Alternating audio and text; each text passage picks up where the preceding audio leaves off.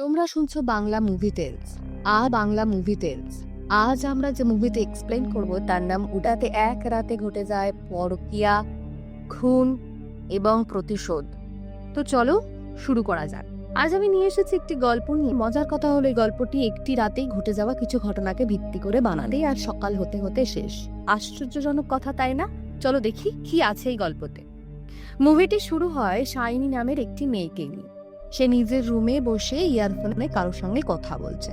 শাইনির হাজবেন্ডের নাম রেগি, যে অন্য শহরের থেকে জব করে। শাইনি নিজের শ্বশুর সঙ্গে থাকে, আবার শাইনি রেগি এর সঙ্গে প্রতারণা অর্থাৎ চিটও করছে। আসলে শাইনি নিজের কলেজের একজন জুনিয়র কিরণের সাথে পরকীয়াতে লিপ্ত। শাইনি এবার কিরণের সঙ্গেই কথা বলছে। এখন কিরণ শাইনিকে আজ দেখা করার কথা বললে শাইনি কিছু ভেবে নিয়ে না বলে দেয়।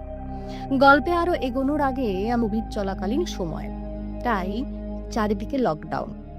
শাইনির শাশুড়ি বয়স্ক এবং অসুস্থতার কারণে সবসময় বিছানায় থাকে, কিন্তু শাইনি তার শাশুড়ির সেবা করা পছন্দ করত না।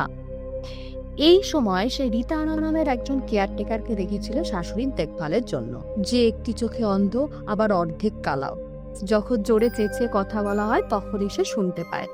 যখন সময় পায় কুট্টুচাঁদ নিজের স্ত্রীর সঙ্গে ঘন্টার পর ঘন্টা কথা বলে। একদিন রীতা শাইনির সঙ্গে তার নিজের বাড়ি যাওয়ার কথা বলে, কারণ লকডাউন কিছুদিনের জন্য তোলা হয়েছে। রীতা তার নিজে না ভাবলেও তাকে টাকা দিয়েই দেয়, কারণ শাইনির ভয় থাকে যে রীতা চলে গেলে শাশুড়ির সব কাজ শাইনিকে একা করতে হবে। কিন্তু রীতা বলে ও কিছুদিন বাদে আবার আসবে। এখানে রীতা যাবার পর কুট্টুচাঁদ ও শাইনি তার শাশুড়িকে সেবা করতে থাকে, কিন্তু শাইনি কেবল দেখানোর জন্যই সাহায্য করে, প্রকার স্ত্রীকেই করত। শাইনির শাশুড়ির শরীর থেকে খুব বাজে গন্ধ আসতে থাকে। এই কারণে শাইনি ঠিক করে খাবারও বানাতে পারতো না, বারবার তাকে বমি করতে হতো। এইসব দেখে শাইনি তার ছেলেকে বাপের বাড়ি রেখে আসার চিন্তা করে। কিরণকে জানালে কিরণ এটা ভেবে খুশি হয় যে শাইনির ঘরে বেশি লোকজন না থাকলে তারা প্রতিদিন একসঙ্গে দেখা করতে পারবে। পরের দিন শাইনি নিজের ছেলেকে নিয়ে বাপের বাড়িতে যাওয়ার জন্য বেরিয়েছিল। কিছু দূর গিয়ে একটা চায়ের দোকান ক্রস করে গিয়ে সেখানে সে দেখে যে কিরণ ও তার বন্ধুরা বসে আছে। কিরণের এক বন্ধু কিরণকে বলে, এই শাইনি একটা চরিত্রহীন মেয়ে, অনেক ছেলের সঙ্গে সম্পর্ক আছে, এক আমের গাছে চড়ে ওর বাড়িতে যেতে দেখেছি। এই শুনে কিরণ একটু রেগে যায় এবং ওখানে দুজনের চেঁচামেচি শুরু হতে থাকে। এর মধ্যে কিরণের বেস্ট ফ্রেন্ড কবিন কিরণকে টেনে ওখান থেকে নিয়ে আসে এবং বলে, ও তো এমনই কথা বলে, ওর কথা ছাড়। আসলে কবিন কিরণ ও শাইনির সম্পর্কের ব্যাপারে জানতো, এখানে থাকতে দেয় না। এখন আমরা জানতে পারি কিরণ এবং শাইনি সেই সন্ধ্যায় দেখা করার প্ল্যান করেছে। তাই রাত হওয়ার পর কিরণ কবিনের বাইকে শাইনির বাড়ির পাশে আসে এবং কিছু দূর পায়ে হেঁটে পিছনের দরজা দিয়ে শাইনির ঘরে ঢুকে যায়। এই দরজাটি কিরণের জন্য শাইনিই খুলে রেখেছিল। তারা দুজনে অনেকদিন পর দেখা করে, তাই দুজনে অনেকক্ষণ ধরে রোম্যান্স করে। এর মধ্যে কিরণ শাইনিকে বলে, তোমার থেকে আমার অদ্ভুত গন্ধ কেন আসছে? এতে শাইনি বলে, এই গন্ধ আমলো ওর ঘরে যেতে যেতে আমার মধ্যেও চলে এসছে, আর বলে, কিরণ আমাকে এই ঝামেলার মধ্যে থেকে মুক্তি দাও, এতে আমার তোমার হেল্প চাই। এই কথা শুনে কিরণ বুঝতে পারে না যে শাইনি ঠিক কি বলতে চাইছে। শাইনি তাকে বোঝায় তার শাশুড়ির এই অবস্থার জন্য সে খুবই বিরক্ত। যদি আজ রাতে আমরা দুজনে মিলে শাশুড়িকে মেরে ফেলি বা খুন করে ফেলি, তাহলে তার দুঃখে আমার শ্বশুরও মারা যাবে এবং তারা দুজনে রোজ একসঙ্গে থাকতে পারবে। এটা শুনে কিরণ তো প্রথম কাজটি করার জন্য রাজি হয়ে যায়। এখন মাঝরাত হতেই তারা দুজনে শাইনির শাশুড়ির রুমে যায় এবং একটা কাপড় দিয়ে শাইনির শাশুড়ির গলা টিপতে থাকে। তখন হঠাৎ তার শাশুড়ির ঘুম ভেঙে যায় এবং তাদের দুজনকে দেখে নেয়, কিন্তু বেচারি কিছু বলতে পারে না। নিজের মৃত্যুকে নিজের চোখের সামনে হতে থাকে। ওই শাশুড়ির কে মেরে ফেলে। তারপর যখন তারা রুমে ফিরে আসে, কিরণ বলে, আমরা ফেঁসে যাব না তো? এতে শাইনি বলে, এখন লকডাউন চলছে, কোনো পুলিশ তদন্ত করে তাদের বাড়ি আসবে না, তাই তারা দুজনে সহজে বেঁচে যাবে। কথায় কথায় কিরণ শাইনিকে বলে, তুমি ঠিক করে চেক করেছো? এতে শাইনি ঘাবড়ে যায় এবং তারা দুজনে আবার তার শাশুড়ির রুমে যায় এবং চেক করে যে না, সত্যি শাশুড়ি মারা গিয়েছে। তারা দুজনে রুমে ফিরতে থাকে। শাইনির মনে পড়ে যে কাপড় দিয়ে তারা শাশুড়িকে মেরেছিল, সেই কাপড়টা সেখানে নেই। তাই তারা শাইনির রুমে কাপড়টা খুঁজতে থাকে, কিন্তু পায় না। এখন শাইনি কোথাও একটা হয়তো গেছে, কালকে সকালবেলা সেটা না হয় তারা খুঁজে দেখবে। এবং তারা কুট্টুচাঁদের রুমে যায়, কিন্তু সে সেখানে দেখে যে কুট্টুচাঁদ ঘুমাচ্ছে, যেখানে কোনো কাপড়ও নেই।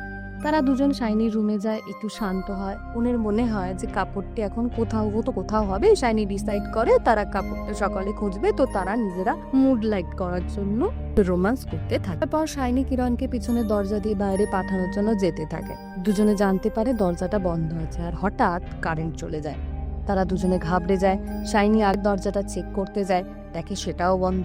এখন শাইনি অস্থির বাড়ি থেকে বার করবে, তখন সে উপরে কিছু একটা আওয়াজ শুনতে পায় এবং আওয়াজের পিছু করে। উপরেও যায়, গিয়ে ওখানে একটা ছোট দরজা দেখতে পায়। সেই ছোট দরজা দিয়ে বাইরের দিকে তাকায়। তখন হঠাৎই ওই দরজাটা তার মা পড়ে যায় এবং শাইনি চেঁচিয়ে নিচে পড়ে যায়। তার মাথাতেও আঘাত লাগে। শাইনির আওয়াজ শুনে কিরণ ওপরে আসে, সেও পড়ে যায়। কিরণের পা মুচকে যায়। এখন তারা দুজনে বুঝতে পারে কেউ জেনে বুঝে তাদের ঘরে বন্ধ করে রাখার চেষ্টা করছে, যাতে তাদের সব সত্যি বাইরে আসতে পারে। এখন আমরা আগের সিনে দেখতে পাই যে আর কেউ না, এটা কুট্টুচাঁদের কাজ। এরপর কিছুটা ফ্ল্যাশব্যাকে দেখানো তার শাশুড়িকে মারছিল। কোনো কারণবশত কুট্টুচাঁদের ঘুম ভেঙে যায়। যখন সে তার স্ত্রীকে দেখতে যায়, তখন দেখে তার স্ত্রী মারা গেছে। শাইনিকে বলতে যখন সে তার রুমে যায়, কুট্টুচাঁদ তখন বাড়ির নিস্তব্ধতার জন্য শাইনি কিরণের সাথে কি কথা বলছিল কুট্টুচাঁদ শুনে নেয়। এবং শাইনি ও কিরণ তার শাশুড়ি মৃত কিনা চেক করার জন্য যখন শাইনির রুমে যায়, তখন কুট্টুচাঁদ শাইনির রুমে গিয়ে চেক করতে গিয়ে খুঁজে পায় একটা, খুঁজতে বাকি থাকে না যে শাইনি নিজের বয়ফ্রেন্ডকে বাড়িতে ডেকেছে।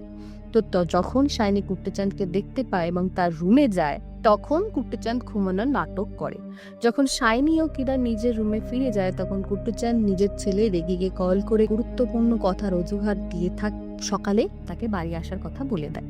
এখন কুট্টুচাঁদ নিজের স্ত্রীর ভেবে এই কারণেই শাইনি ও কিরণকে জখম করে দেয়। এখন সিন প্রেজেন্টে চলে আসে। আমরা দেখতে পাই শাইনি বুঝতে পেরে যায় এই সব তার শ্বশুরের কাজ। এই কথাটা সে কিরণকে বলে, আরো বলে যদি আমরা পালিয়ে যাই তো কুট্টুচাঁদ পুলিশকে জানিয়ে দেবে, কিরণকে মারতে হবে এবং আর এমন একটা জিনিস করে বোঝাতে হবে যাতে কুট্টুচাঁদ নিজের স্ত্রীকে মেরেছে ও পরে নিজে আত্মহত্যা করে যায়। কিরণ ও শাইনির কথা মেনে নেয়। অবাক করার ব্যাপার হলো যে নিস্তব্ধতার জন্য এইসব কথা কুট্টুচাঁদ শুনতে পেয়ে যায়। শাইনি একটা কাঁচের বোতলে আগুন জ্বালিয়ে কুট্টুচাঁদকে খুঁজতে শুরু করে, কিন্তু কিছু সলটি পড়ে যায়। তার হাত এবং চেহারা সম্পূর্ণভাবে গুরুতর জখম হয়ে যায়। আবার ফ্ল্যাশব্যাকে দেখানো হয় যে কুট্টুচাঁদ তার স্ত্রীর বিছানার নিচে সুইচ লাগিয়ে রেখেছিল, যাতে তার স্ত্রীর কোনো সমস্যা হলে সে তাড়াতাড়ি যাওয়ার সময় এই সুইচ অন করেছিল। তাই কুট্টুচাঁদের তখন ঘুম ভেঙে গিয়েছিল। আবার সিন প্রেজেন্টে ফিরে আসে। তখন আমরা দেখতে পাই তারা দুজনে কুট্টুচাঁদকে খুঁজতে থাকে। কুট্টুচাঁদ অনেক পন্থায় তাদের আহত করতে থাকে, কিন্তু কিরণ কুট্টুচাঁদকে পিছন থেকে ধরে নেয়। কিন্তু কুট্টুচাঁদ মানে না, স্ক্রুড্রাইভার দিয়ে আঘাত করে এবং কিরণের মাংস ছিঁড়তে কাতর হয়ে কিরণ তাকে ছেড়ে দেয় এবং শাইনি এসে কিরণকে তখন সামলায়। শাইনি এখন একটা প্ল্যান বানায়। সে কিরণকে বলে কুট্টুচাঁদকে খুঁজে মারার জন্য সামনে আসতে হবে এবং যখন এমন হবে তখন শাইনি পিছন থেকে কুট্টুচাঁদকে মাথায় মেরে অজ্ঞান করে দেয়। এরপর সে কিরণকে বলে বাইরে থেকে কেরোসিন আনতে, যাতে সে কুট্টুচাঁদকে জ্বালিয়ে মারতে পারে। যে তখন কুট্টুচাঁদ দরজার ভর দিয়ে শাইনিকে ধাক্কা দেয় আর ফেলে দেয়, আর খুব জোরে হামলা করে এবং ওখান থেকে পালিয়ে যায়। এখন শাইনি খুব আহত হয়ে থাকে। তার আওয়াজ শুনে কিরণ দৌড়ে কেরোসিন আনে এবং এই সময় শাইনি চেঁচিয়ে বলে কুট্টুচাঁদকে, চুপচাপ বাইরে বেরিয়ে চলে এসো, না হলে তোমার স্ত্রীকে আমি জ্বালিয়ে দেবো। তার আত্মা মরেও শান্তি পাবে না।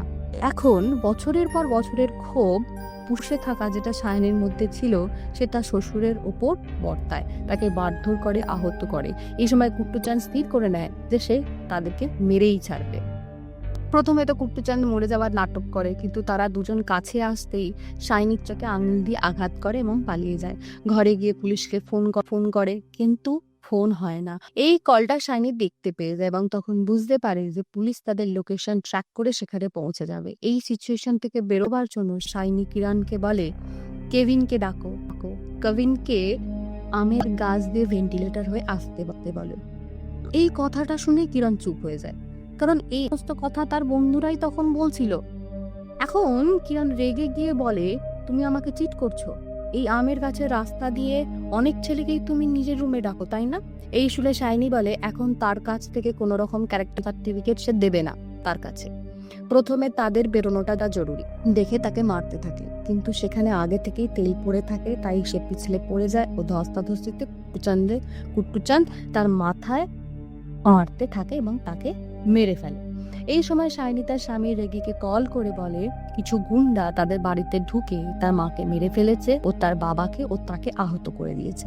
আসলে এখানে স্বাভাবিক, কিন্তু এই সমস্ত কথা কিরণ শুনে নেয় ও তার মধ্যে মারামারি চলতে থাকে, ফলত শাইনি অজ্ঞান হয়ে যায়।